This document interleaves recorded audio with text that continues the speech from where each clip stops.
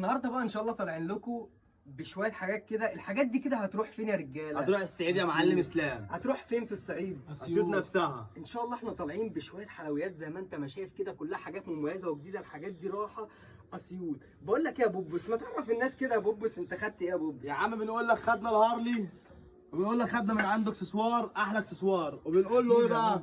المسا مساك والهوا هواك، وبوبس العجيب ما يقدرش ينساك. بيقول لك ايه يا عمي؟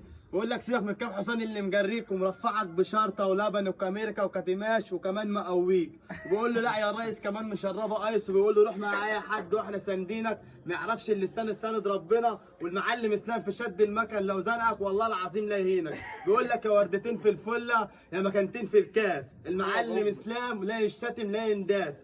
احلى اسلام في الدنيا يا عم، فرجهم يا عم على احلى حاجه على رجاله احلى اسلام اسيوط. في الدنيا يابا. احلى حاجه فرجهم على بقى كده يا رجالة عم تيشو، أسيوط. فرجهم على الحاجه اللي انتوا خدتوها كده. احلى شغل يا معلم. بنقول لك احنا باشا جايين إسلام. بممنوعات حاجة دي ممنوعات والله. ممنوعات يا أخونا صاحبي. عم تنزل اللي أصلا. شرفنا يابا. حاجة الله أكبر. قدم لي بقى كده يا عم مصطفى على التفاصيل اللي الرجاله اليومية. خدتها على ربنا يا كده. باشا. قدم بقى كده يا عم بص مصطفى. الحلويات. قدم بصوا. قدم كده. قدم اللي كده على عنده كل زينا التفاصيل نقول له الصغيره دي. عمنا. أحلى كرسي يا باشا. قدم ممنوعات كده. يا صاحبي. قدم على كيشو كده. ممنوعات.